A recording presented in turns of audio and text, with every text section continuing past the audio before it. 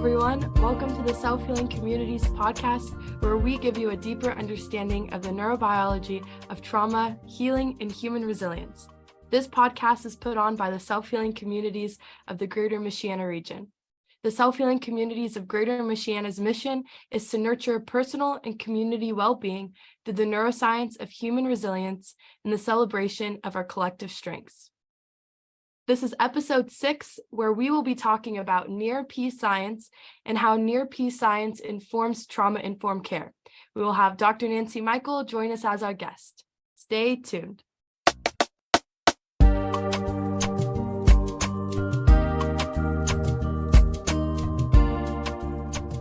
Today we have Dr. Nancy Michael, the Director of Undergraduate Studies for Neuroscience and Behavior in the College of Science for the University of Notre Dame, join us as our guest again, and we will be introducing near-peace science and how this informs trauma-informed care. Good afternoon, Dr. Michael. Good afternoon, Karina. So, could you just tell us, what is near-peace science and how does that inform the work of self-healing communities? Yeah, everybody loves a good acronym. Near-peace science is one of them. Comes from the work out of Washington State. So again, the Self-Healing Communities Framework comes out of over 20 years of work out of Washington State. And really what they did is that they coined the phrase, to my understanding, they coined the term near science. We've added the P. What does that mean? So it's the idea that we can lead with the science and evidence base of near neuroscience, epigenetics, ACEs. This one always bothers me because it's an acronym inside of an acronym, and resilience. So near neuroscience, epigenetics, ACEs, which stands for adverse childhood experiences, and resilience. And so, but through some of our conversations that we've had regionally, we don't get to become resilient because of adversity. We grow into resilience through protective factors, right? Yeah. These positive childhood experiences and protective factors that offset the effect and the impact of ACEs. Yeah. So we decided to add the P.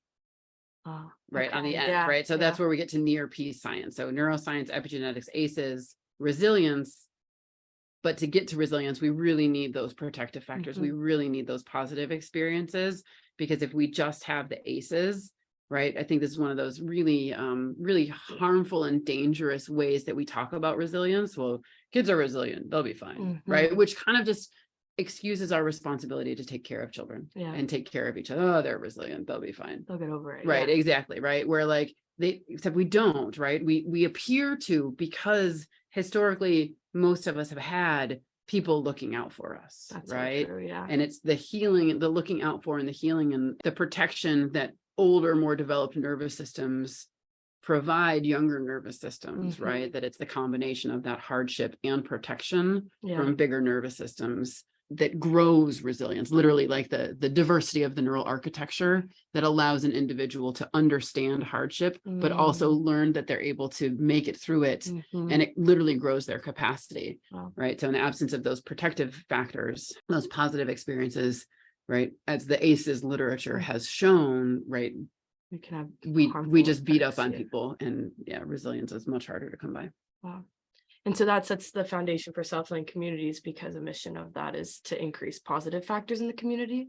Yeah, right. And so not only increase positive factors in the community, but to say that these things are obligations of the human nervous system, right? That every human nervous system has particular developmental expectations. We can meet them or not. But the vulnerability that we see during development is not surprising. In fact, it's predictable, right? If we're not meeting the expectations of the developing nervous system, right, that mental illness is predictable. That even like things, right? And so this is where like understanding and communicating clearly aspects of like biology and human function, right? That even things like diabetes and cancer are predictable when we understand the impact of these environmental experiences and how they put pressure on biological systems, right? Self-healing communities that's why like leading with near science or leading with near-peace science is to say that like, here's the obligation of human system function. Got it. Right? Because without the understanding of this is kind of the foundation of the function that sets the expectation. The cumulative impact of experience is really kind of determines the outcome. Yeah. Right. So it's not this singular event Mm-hmm. that would be the thing that would offset a system. So could you tell me a little bit more of some examples of what protective factors are? Yeah. So the literature has like a list of 6 to 7 protective factors. I have a list of 6 in front of me right now. So nurturing and attachment, knowledge of child development, parental resilience, supportive social connections, access to community support, and social and emotional competence of children, right? Yeah. So all of these really just articulate that, like, the more that we understand what kiddos need in developmentally appropriate ways, the more we have friends that we can actually rely on for practical help. Yeah. The more that we are connected to our community to access maybe some additional resources that we might need.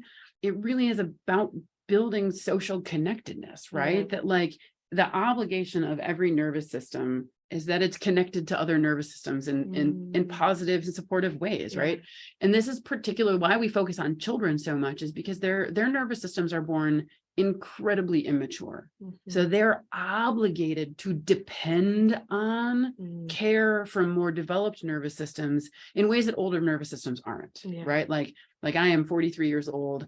I have a job that earns money to buy food. And I am at an age where that is the expectation, my developmental period, that's the expectation, right? If I were unable to do those things, then I wouldn't be able to fulfill kind of my developmental responsibilities, right? It's also my developmental responsibility to care for the next generation. Younger nervous systems are like, and this is like mind bending, right? That younger nervous systems are biologically obligated.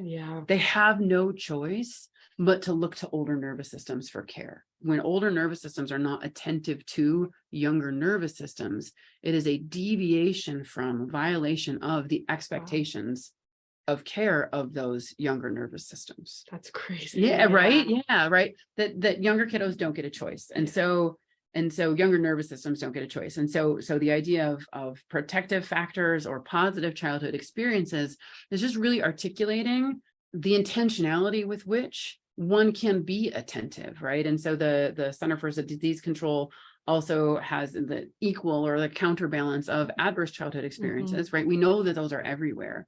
So how do we each take action on being present for, right? That there are seven questions. And if you can say yes to 6 of the 7 questions in these positive childhood experiences, the literature, the evidence actually demonstrates that actually offsets these kind of adverse outcomes from these adverse childhood experiences, right? And the crazy thing is that, like, literally it's free. It costs us nothing but time and intention to be available for people. That's it. But it's a giant departure from the way that we generally live, right? We're generally distracted and we work really hard and we're focused and we're doing all these things because we've been taught that that's how we provide for, right? We have to provide for like another developmental responsibility that I have at my age, is that I have to be the one who gains the resources to provide the calories for the next generation, right? The way that we do that in Western culture is we get a job to go to the grocery store to buy food to bring home, right? That's my primary job as a provider, right? Because people die if they don't eat. But we've gotten so focused on that, right? That we tend to then neglect or just simply aren't even aware of the importance of, like, if my kiddo asks a question or is excited to share something with me and I'm like, hang on, or if I don't acknowledge, or if I'm not, I'm on my phone right now. Right. Exactly. Give me my space. Those are also similar needs to providing food on the table. Exactly. But culturally, we just don't talk about it. So again, kind of back to this neuroscience or near-P science, it's not only about understanding. So the kind of the foundation is understanding, like, here are the non-negotiables of a biological and human system. That's why this adversity stuff actually matters, right? And this is how these positive experiences can actually counterbalance this adversity stuff, right? And to kind of take it out of this whole, like, what can easily land in just like an online argument about all the stuff that people fight about on the internet, right?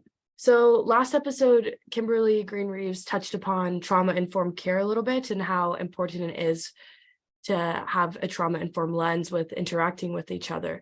Could you speak about how trauma-informed care is informed by near peace science at all? Yeah. Sure. Yeah. And so, right. So we were just talking about like arguments on social media. Mhm. Even the word trauma or like the phrase trauma informed care, it's really, really easy, even in educational settings, to be like, what, this doesn't have anything to do, right? Like Yeah. it's not a hospital system. We're not dealing with like blunt force trauma to the head or like car accidents coming in or gunshot Exactly. wounds, or this isn't a therapy session. We're not dealing with people that come from a high trauma background, right? And so I just want to acknowledge that like, that's absolutely a reaction that a lot of people have, which is why I love neuroscience so much, right? That trauma, like capital T trauma, right? That's a thing, right? And that's what we think about. When I hear the phrase trauma-informed care, that's all, even after doing this work for however many years, that's always what I think about. And that's only a subset of the population, right? So what does this trauma-informed care thing have to do with me? If you think about trauma-informed care, not from like an organizational practice, right? Which is generally how it's used, right? Trauma-informed care is an organizational framework to think about ways in which to increase the sense of safety in a human system. Whoa. Right? And increase the sense of safety in a human system for the people that work in the organization, as well as the folks that are provided services by the organization, right? All human nervous systems are kind of expectant of the same things. And so the way that I think about trauma-informed care, there are lots of funny acronyms and things that go along with anything. One of them for trauma-informed care are 6 principles of trauma-informed care, of which the most foundational is safety, right? And so again, it's not just about built space safety, which is generally where I think most minds go to, right? Like, is the building safe, which is super important. But how it relates to kind of near peace science is that neurobiological safety must be attended to, right? And so the other principles are like trustworthiness and transparency, peer support, collaboration and mutuality, right? That these become strategies that organizations and individuals can use to increase the likelihood of offering a safe space, neurobiologically speaking, right? From an individual to individual communication perspective, right? Because we're doing all kinds of processing about the people around us all of the time, right? And so how does the space align with the words, align with the actions of the people that will put a preference towards a calm nervous system state, right? Because the second a nervous system becomes activated, things can go right. And so then it shifts trauma-informed care to only exist in the healthcare services or therapy providers. Like, it's everyone's job to kind of live out of a trauma-informed lens. A trauma-informed lens, right? And so again, I think this is where like if you don't like that language, that's totally fine, right? That like some systems in the healthcare system and in the education system, this idea of universal precautions, right? That you would never go in to do a blood draw without wearing gloves. Right? That's a universal precaution. In a human and social world, right? When somebody comes into my office, if I am on my computer and when they arrive and I'm like, sit down, I'll be with you in a second. Versus like, even if I have a task to finish, I can pause for like 3 seconds, turn to them and be like, hey, come on in, Karina, have a seat. I just need to send this quick, right? Like, I just got to finish this sentence and get this email sent off, and then you'll have my full attention. Right? Such a small shift. It's such a small shift. It can make such a big difference. And that's the universal precaution, right? So when we go to the grocery store, my kids are always like, Mom, why do you have to talk to everybody? Right? But like, of course I'm going to try and kind of have a conversation, right? If I can leave the grocery store or CVS or whatever with whoever rang up our stuff, if I can like make them laugh just a little bit, right? That's a win. Or just like acknowledge that they're, maybe they're having a really long day. Just honor them in that. Exactly. It's really just about like how can we take our skill and help others be seen by us. That would just be the universal precaution. That's what I think about it as, right? So you don't even have to you never have to say the word trauma. You certainly never even have to say trauma-informed care. But as human systems, it is a biological, no matter how old we are, it's a biological imperative and expectation that we are seen in social, right? We are seen as individuals and as humans by members of our community, right? And so how can we think about doing that wherever we're at? Thank you so much, Dr. Michael. Sure, no problem. Always a pleasure. Such a narrative shift, for sure. So today we explored near-peace science and how that informs trauma-informed care. Thank you so much for sharing your time with us. Please make sure you're taking care of yourself and others today, and we will see you in the next episode. Just a reminder that this is sponsored by the self-healing communities of the Greater Michiana region. And if you have any more questions or want more information, please follow us at SHC Michiana or email us at selfhealingcommunities@gmail.com. And we would like to say thank you to Fabrice for providing the intro and outro music. Thank you.